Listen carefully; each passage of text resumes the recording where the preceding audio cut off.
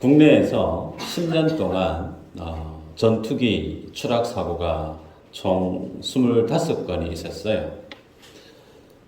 전투기는 초고속으로 비행을 합니다. 그리고 여객기가 아닌 전투기이기 때문에 순간순간 1초 상간에 달리는 속도가 상당하죠. 그런데 그 25건의 전투기 추락 사고 중에 5건이 이 공통된 이유로 추락을 했어요. 그 추락했던 이유가 뭐냐면 버티고라고 하는 현상 때문에 그렇답니다. 버티고, 영어로 시작되는데 버티고, 이 말의 의미가 뭘까요? 비행을 하는 전투기가 구름 위를 날아가다 보면 착시 현상이 온다는 거예요. 착시 현상이 있어서 하늘도 파랗고 바다도 파래요. 그래서 본인은 파란 하늘을 향해서 날아가는 것처럼 날아가고 있는데 실제로는 바다를 향해서 내려가고 있는 거예요. 그래서 결국에는 하늘인 줄 가다가 바다에 들어가서 죽는 사고를 당하는 경우, 혹은 본인은 마하 이상의 중력을 능가하는 그런 속도를 달려가다 보면 본인은 수평으로 나는 것 같은데 비행체는 기울어져서 나는 거예요. 그래서 정상적인 비행을 하지 못해서 추락하는 그런 경우가 있답니다. 하나같이 뭐에 대한 이해냐면 착각이라는 겁니다. 착각. 내 느낌. 지금 내 느낌은 제대로 가는 것처럼 내가 느끼고 있다는 거, 인지하고 있다는 거예요. 그런데 실제로는 그게 아니었다는 거죠. 그러면 전투기를 바르게 비행하려고 하면 뭘 봐야 될까요? 자기의 느낌이 아닌 계기판을 봐야 되겠죠. 계기판의 수평 게이지가 이게 수평인지 기울어졌는지 계기판을 보면 바로 알 수가 있습니다. 그래서 비행 조종사는 자기 느낌을 신뢰하기보다 조종관 앞에 있는 계기판을 봐야만이 정상적인 비행을 할 수가 있어요. 서두에 제가 이런 말씀을 드린 이유가 우리들은 예수 그리스도를 믿는 하나님의 자녀입니다. 성도에게는 믿음이 있어요. 인생을 살아가는 가장 주된 믿음의 삶의 동력은 다분히 믿음에 있습니다. 그런데 이 믿음이 하나님 은혜 속에 건강해야 되겠죠. 밸런스가 제대로 잡혀져야 돼요. 편향돼서는 안 됩니다. 그래서 밸런스가 제대로 균형이 잡혀져 있는 건강한 믿음은 어떤 믿음인가? 하나님의 테스트라고 하는 성경의 진리는 곧 사실이에요. 진리일 거야, 추측, 형이사학적인 그런 어떤 철학적인 사유가 아니고요. 진리는 말 그대로 팩트예요. 사실입니다. 그 사실을 제대로 이해를 하고 그 사실 속에 녹아있는 하나님이 어떤 분인가에 대해서 정확하게 사실에 근거한 믿음이 있을 때만이 그 믿음이 어떤 믿음일까요? 건강한 믿음이에요. 사실의 성경의 진리에 근거한 믿음이 아닌 내 느낌과 내 체험과 어떤 신비한 어떤 그런 경험을 통해서 하나님은 이런 분이야 라고 내가 믿고 믿음의 삶을 거기에 포커스를 맞추고 살아가다 보면 편향된 그 믿음 때문에 자칫 그 사람의 인생이 위험에 빠질 수가 있다는 거죠. 성경은 늘 우리에게 바른 믿음에 대해서 늘 강조합니다. 그래서 우리들은 어제도 제가 그렇게 말씀을 드렸지만 전도사 때 제가 상당히 뜨거웠어요. 수요 기도회를 하지만 제 기도 소리 그렇게 크지는 않을 겁니다. 많이 죽었어요. 제가 20대 때는 교회가 떠나갈 정도였습니다. 키가 작으니까 목소리도 커야지 해서 통성기도 하면 제 목소리밖에 안 들렸어요. 그래서 상당히 저 양반은 믿음이 좋은가? 그런 착각을 불러일으킬 정도로 통성기도가 되게 컸어요. 그런데 그렇게 뜨거운 신앙을 우리 모두가 다 살아오시는 날 동안 한 번쯤은 그렇게 경험했으리라 저는 좋게 짐작을 합니다. 뜨겁고 열정적인 신앙의 삶을 나는 한 번도 안 살아봤다라는 분이 많이 안 계실 거예요. 다들 그런 믿음의 경험을 한 자리 다 해보셨던 분들이 지금 이 자리에 계시지 않나 싶은데요. 그런 뜨거운 신앙, 열정적인 신앙은 무엇과 결을 같이 하냐면 체험적인 신앙이죠. 내가 기도했더니 순종했더니 하나님이 내 삶을 이렇게 인도해 주시더라. 거기에 0.01%에도 의심이 가지 않는 거죠. 왜요? 내가 해보니까 되거든. 내가 해보니까 주님이 내 기도를 들어주시고 내 삶을 정말 신묘막측하게 정말 하나님의 완벽한 타이밍 속에서 내 삶을 주님이 드라이브해 주시고 인도해 주셨다는 것을 내가 경험해서 알기 때문에 정말 경험적인 신앙은 훌륭한 거야. 저는 경험적인 신앙을 지지하는 목회자 중에 한 사람입니다. 그런데 그 경험적인 신앙이 반드시 성도에게 필요한데, 그런데 그것보다 더 중요한 것이 뭐냐면 소대에 말씀했죠. 성경의 진리에 근거한 그 진리는 곧 사실이라고 그랬습니다. 역사적인 사실이에요. 역사적인 사실. 그 사실에 근거한 믿음일 때만이 비로소 우리의 건강한 믿음의 밸런스를 맞춰서 힘있게 우리의 삶을 주님이 계획한 그 부르심에 합당하게 살아갈 수 있는 동력을 허락합니다. 저는 오늘 본문을 보면서 하나님이 우리에게 주시는 그 믿음에 대해서 건강한 믿음을 어떻게 그럼 우리가 지닐 수가 있는가? 이런 어떤 본질적인 질문, 그리고 건강한 믿음을 주님이 주시기 위해서 복음서, 사복음서 공생의 사역을 하셨던 그 주님이 성경 속에서 우리에게 어떤 일들을 보여주셨는지를 마치 성경 여행하듯이 오늘 본문을 통해 보기를 원합니다. 여러분, 성경은요, 다분히 하나님을 예배하는 인생들이 건강한 믿음으로 복된 삶을 살기를 하나님은 원하세요. 아멘인가요? 벌써부터 오늘 묵상으로 들어가시면 안 돼요. 아직 너무 일찍 들어가시면 안 돼. 어디까지 얘기했더라? 네. 하나님은 우리를 건강한 삶으로, 복된 삶으로 우리를 인도하기를 원하세요. 그래서 그러한 삶을 통칭할 때 형통한 삶이라고 얘기하죠. 형통한 삶. 그런데 그거 아세요? 성경이 얘기하는 형통한 삶은 우리가 통상적으로 얘기하는 현세적인 삶에 근거한 내용이 아닙니다. 우리들은 형통한 삶이라고 하면 일단 건강해야 돼. 그 다음에 돈 잘 벌어야 돼. 그 다음에 뭐 집안에 우환이 없어야 돼. 소원 성취 뭔가 하면 다 대박이 나는 그런 삶을 우리는 소위 형통한 삶이 아닌가 떠올리기 쉬운데, 이전에도 제가 한번 말씀을 드렸습니다. 야곱의 아들 요셉의 삶이 형통했던가요? 성경은 요셉의 삶을 형통하였더라 계속해서 반복하고 있어요. 형통하였더라고 하는 그 삶의 실체는 형들한테 인신매매를 당했는데 형통하였더라 그래요. 보디발 장군집에 들어가서 그는 뭐 준노예죠. 가정 일을 다 돌아봤던 총무 역할을 했던 뭐 사람이지만 마찬가지 노예예요. 그 노예의 삶을 살았던 요셉의 삶을 성경은 형통하였더라 그럽니다. 그 노예의 삶을 살다가 애매히 누명을 뒤집어 쓰고 감옥에 가요. 감옥에 가서 그 이름에 빨간 줄이 쫙 꺼였습니다. 그런데 감옥에 가 있는 요셉의 인생에 대해서 성경은 또 뭐라고 기록하고 있죠? 형통. 우리 합을 좀 보십시다. 형통하였더라. 네. 우리가 알고 있는 형통은 안 아파야 되고 돈 많아야 되고 뭔가 일이 잘 풀리고 뭐 그래야 되는 것이 형통이라고 생각할 수 있을 것 같은데, 성경은요 그거 아니에요. 성경이 말씀하는 형통은 인간의 관점에서의 형통이 아니고 하나님의 뜻이 이 땅과 우리 인생 속에서 펼쳐져 가는 것, 나 중심이 아닌 하나님 중심의 관점에서 성경은 기술되고 있습니다. 그래서 형통하였더라 그랬어요. 마지막에 어떻게 되어졌죠? 정말 대박이 나잖아요. 애굽의 총리가 되잖아요. 하나님의 형통은 그렇게 해서 만들어져 가는 것임을 요셉이라는 인물을 통해서 우리에게 보여주시죠. 때문에 하나님은 우리의 삶들을 주실 때 그 복된 삶을 주시는데, 그 복된 삶을 주시기 위해서 주님이 하나님의 보좌를 포기하셨습니다. 그 보좌만 포기하신 것이 아니고 인간의 몸을 입고 이 땅에 오셨어요.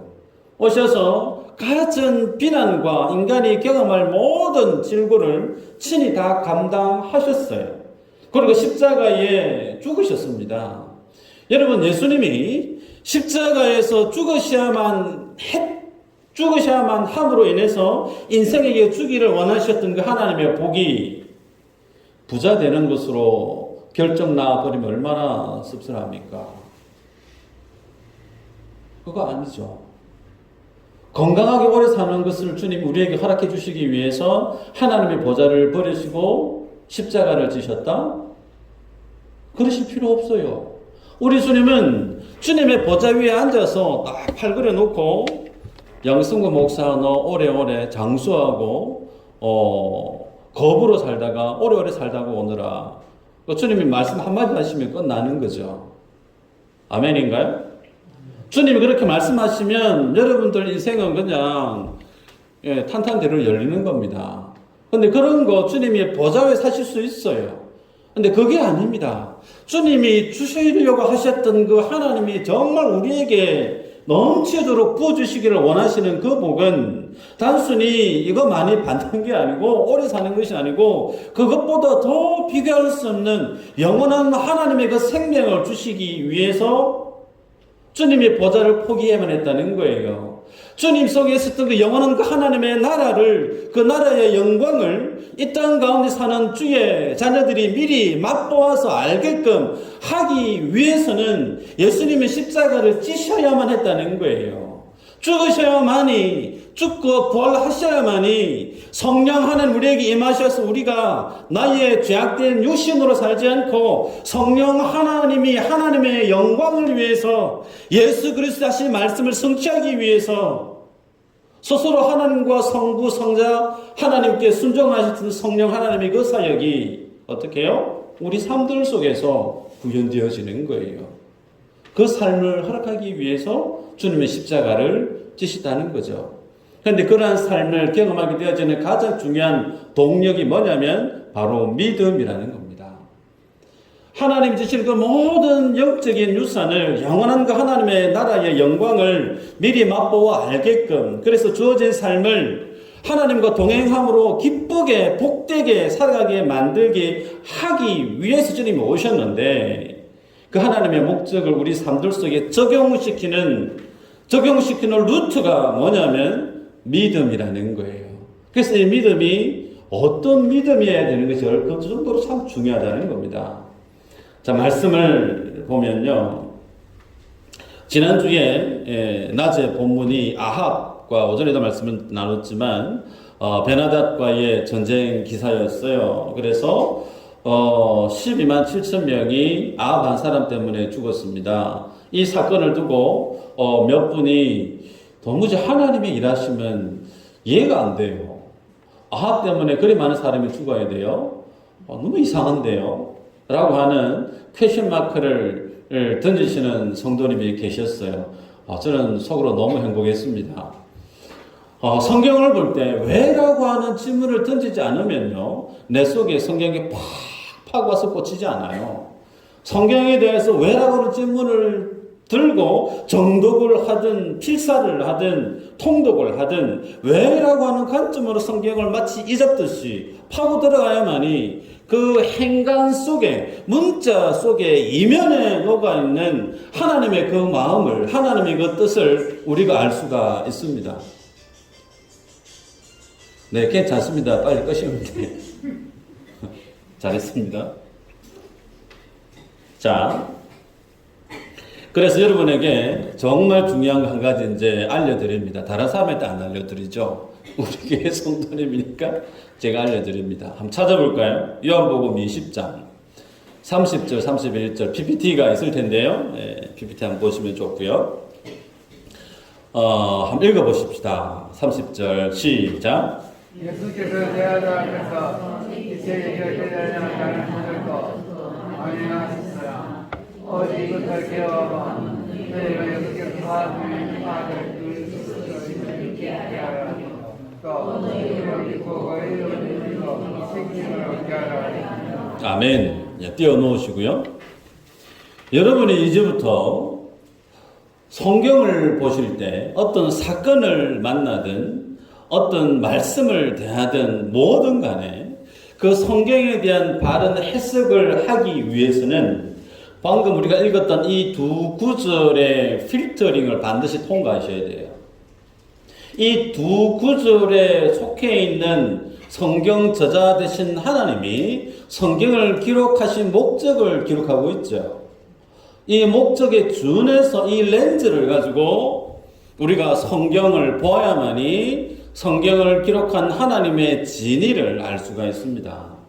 자, 왜 성경을 하나님이 기록했다고 말씀하십니까? 믿게 하기 위해서. 그 믿는다는 게 뭘 뜻하죠? 예수 그리스도가 하나님의 아들이시고 그리스도이심을 믿게 하기 위해서. 그럼 주님을 믿으면 뭐가 있기에요? 예수 안에 있는 생명을 지니게 된다는 거죠.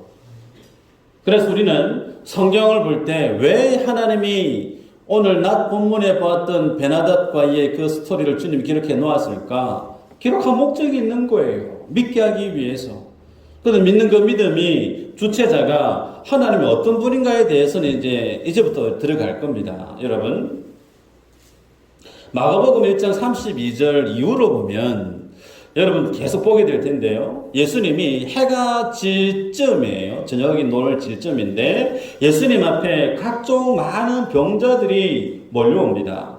귀신 들린 많은 사람들이 몰려와요.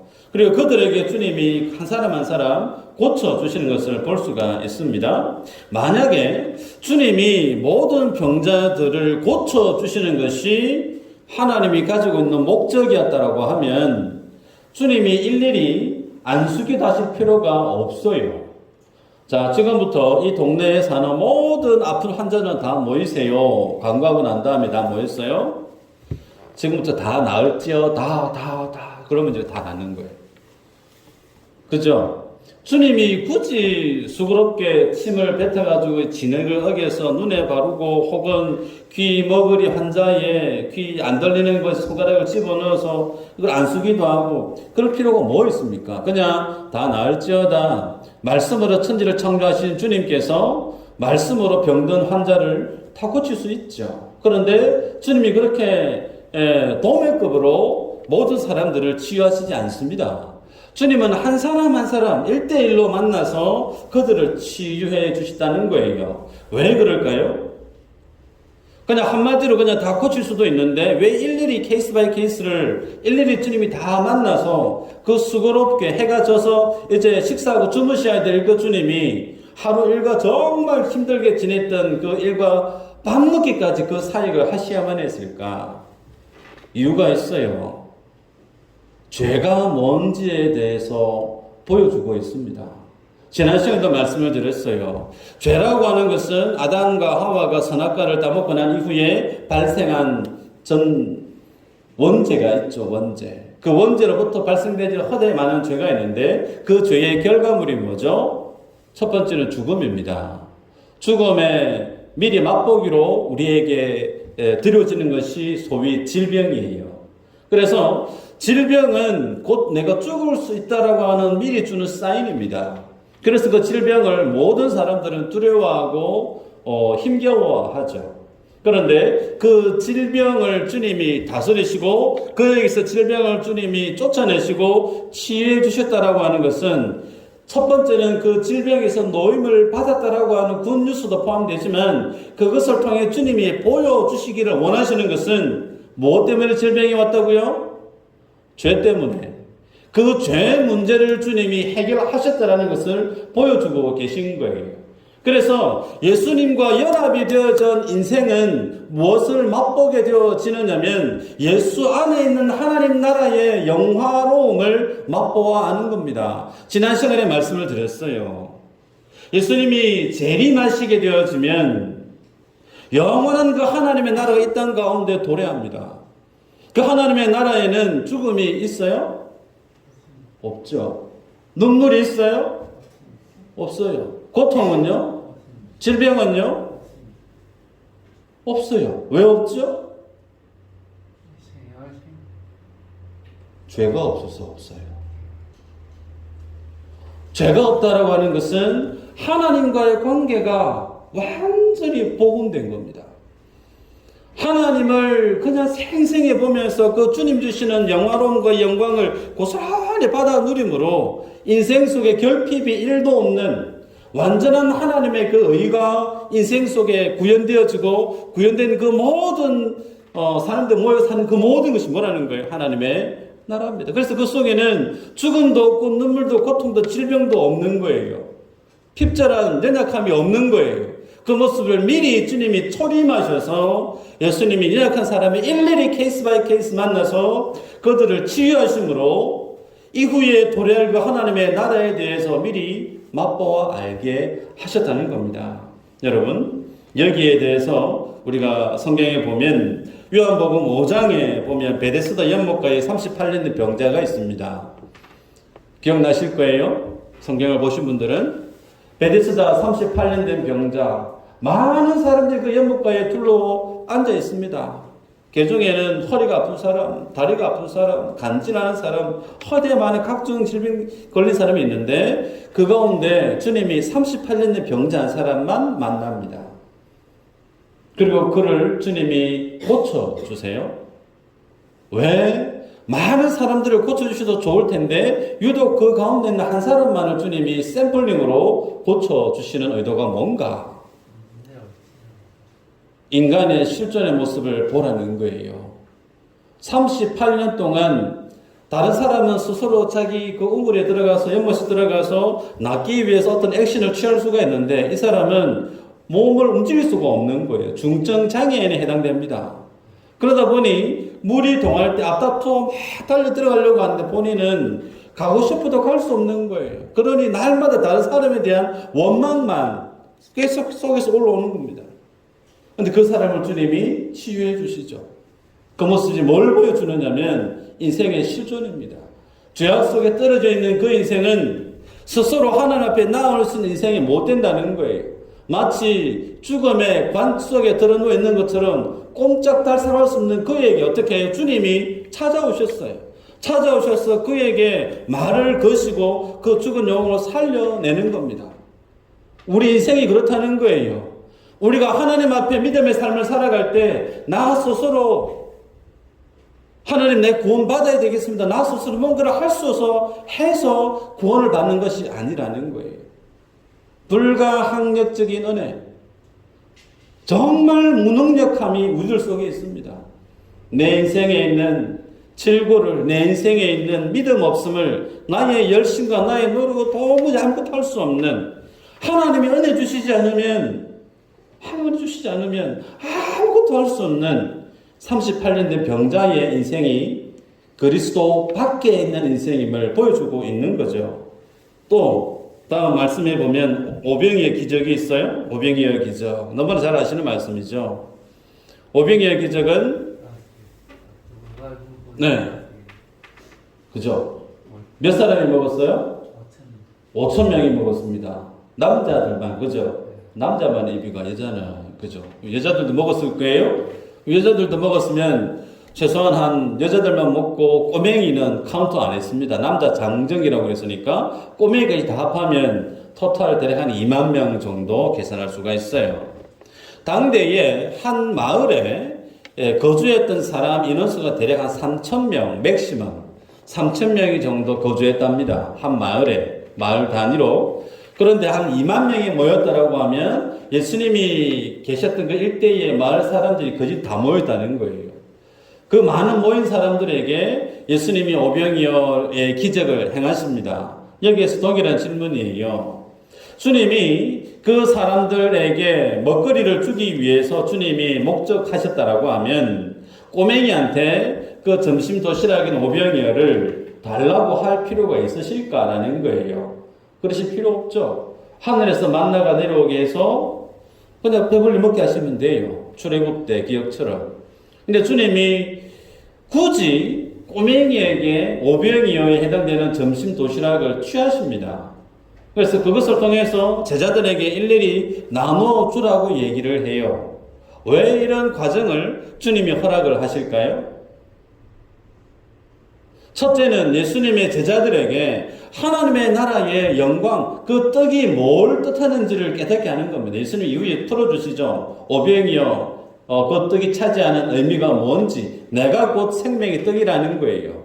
우리가 성찬식 때 떡을 취하지 않습니까? 떡을 먹죠. 그 떡이 뭐죠? 예수님의 살이라고 얘기합니다. 왜요? 그 예수님의 살이 우리로 하여금 생명을 얻게 하는 유일한 생명의 떡이기 때문에, 내가 곧 길이요 진리다라고 주님이 말씀하셨기 때문에, 그 주님을 먹지 않으면, 그 주님으로 내가 가득 채워지지 않으면 나는 생명과 상관없는 삶을 살 수밖에 없기 때문에, 이 생명의 떡 나다, 너희들 날 먹어야 돼 라고 하는 퍼포먼스를 예화로 주님이 먼저 제자들에게 보여준 거예요.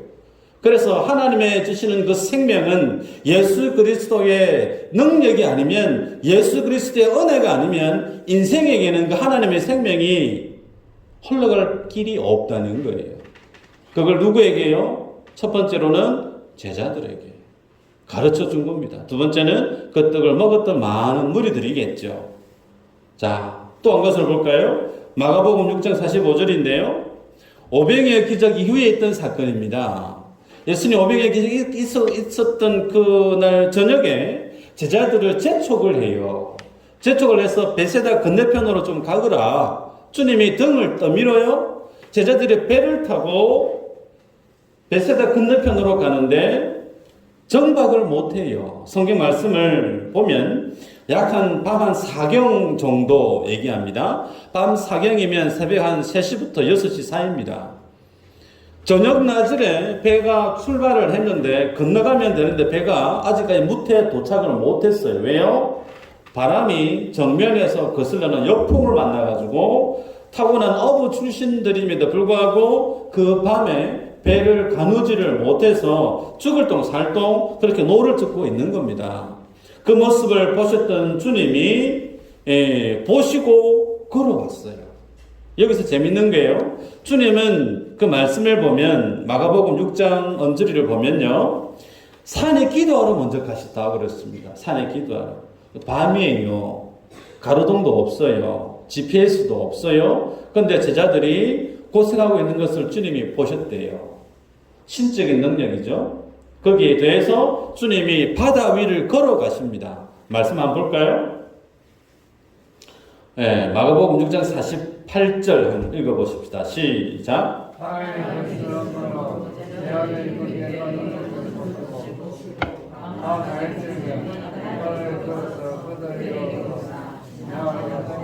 아멘.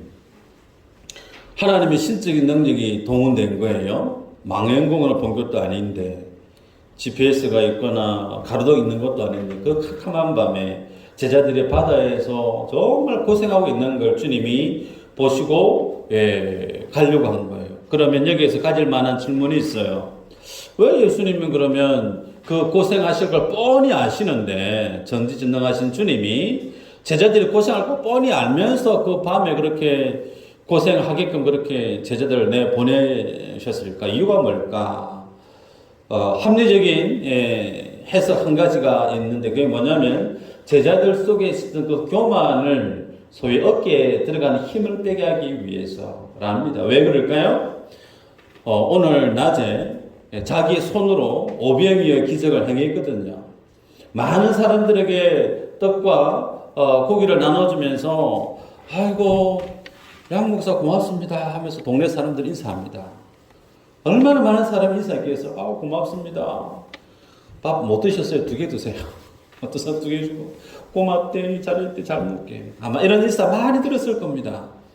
그런 인사를 많이 듣고 나면 기분이 어떨까요? 야, 내가 정말 대단한 능력을 행한 어떤 선지자가 된 듯한 느낌, 어깨 힘이 꽉 들어가는 거예요. 정말 오늘 대단한 일을 우리가, 신비한 일을 우리가 했어. 자화자찬하는 거예요. 그랬던 제자들이 바다 위에서 본인들의 직업이 어부인데도 그 바다 위에서 배를 가누지를 못해요. 그 위대한 기적을 행했던 그 손이 아무런 문제를 해결해내지 못하는 무능한 손으로 전락해버리고 맙니다. 그 일을 왜 보여주시는가? 첫 번째는 겸손하게 하기 위해서도 있지만, 두 번째는 예수 그리스도 날개 아래 있어야만이 하나님의 나라의 안전함을 맛보게 되어짐을 깨닫게 하기 주기 위해서예요. 그런데 여기서 재밌는 게 뭐냐면요, 방금 읽었던 표현의 마지막에 보면 그들에게 오사 그 다음에 뭐라고 되어 있습니까? 지나가려고 하심에 그랬어요. 여러분 안 궁금하세요? 제자들이 죽을 똥 살 똥 고생하고 있으면 주님이 배 가까이까지 왔어요. 그러면 배 위에 올라가시는 게 맞죠.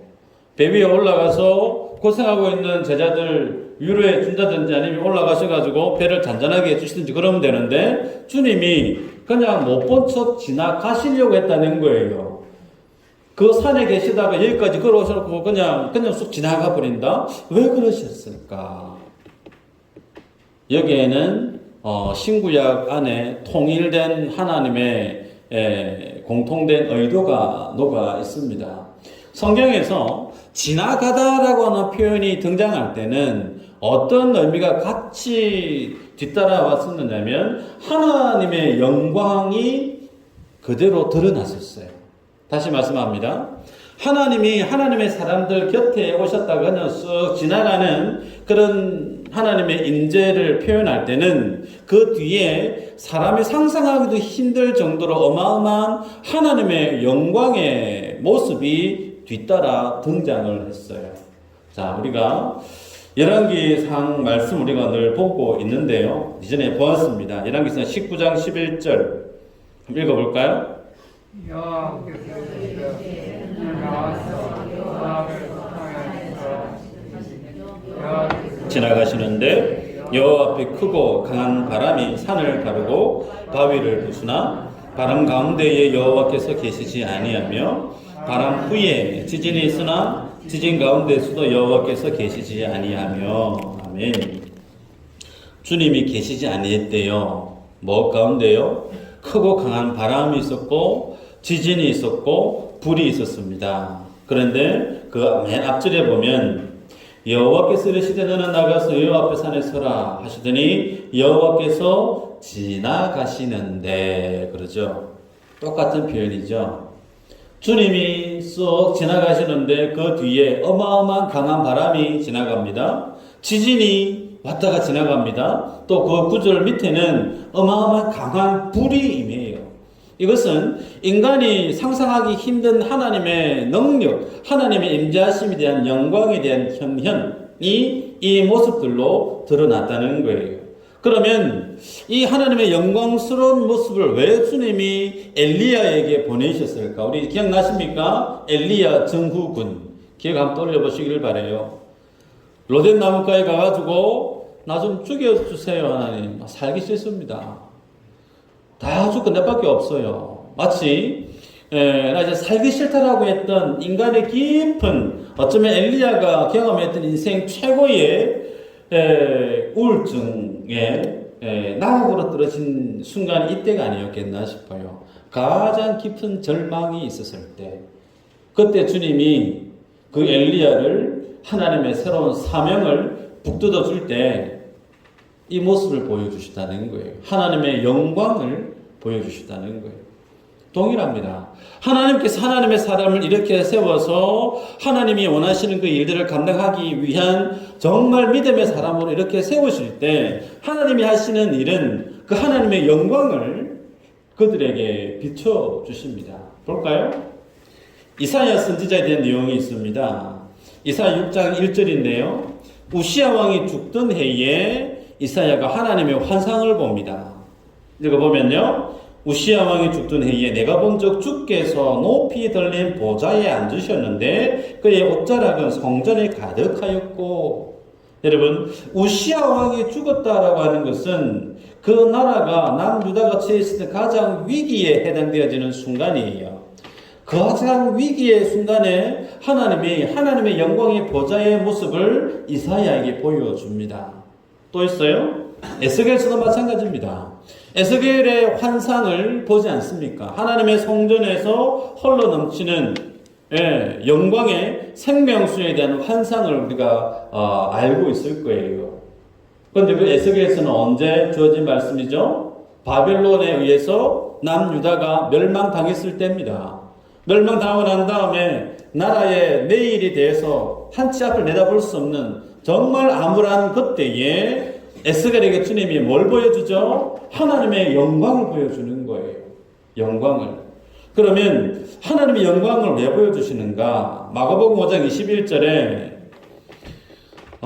회당장 야이로의 사건이 등장합니다. 그분이 계속 오시죠. 좀 나중에 오라고 좀 밀어내 보시길 바랍니다. 회당장 야이로 사건이 마가복음 5장 21절에 있는데 스토리가 이래요. 예수님이 길을 가고 있는데 회당장 야이로가 자기의 딸이 병 걸려서 죽게 되었습니다. 오셔서 안수기도해 주셔서 살려주세요. SOS를 칩니다. 그 얘기를 주님이 접수하셨어요. 오케이, 갈게. 같이 갑니다. 가고 있는데 중간에 누구를 만납니다. 누구를 만나죠?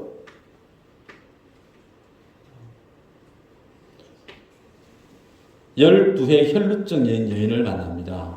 길에서 이 여인이 예수님의 옷술에 손을 대서 어떻게 해요? 치유가 되어지죠.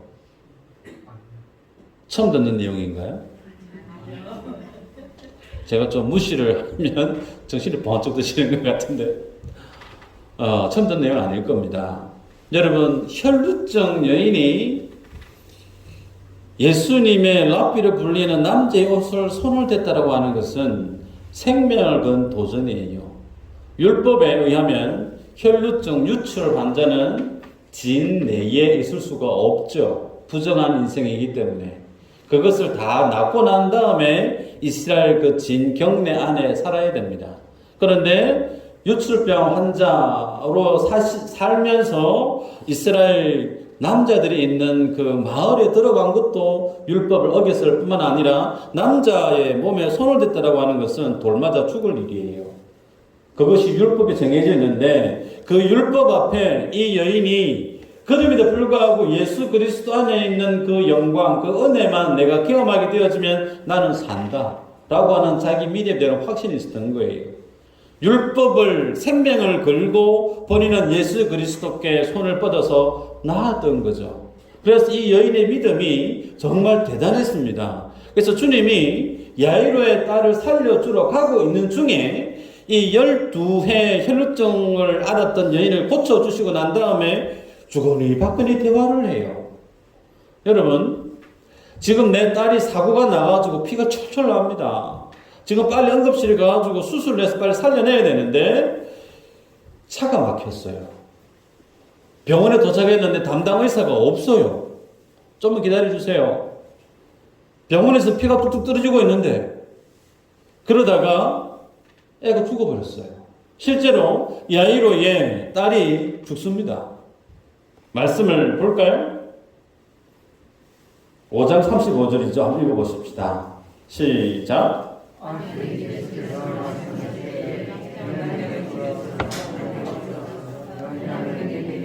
당신의 딸이 죽었나이다. 어찌하여 선생을 더 괴롭게 하나이까? 죽어버렸어요.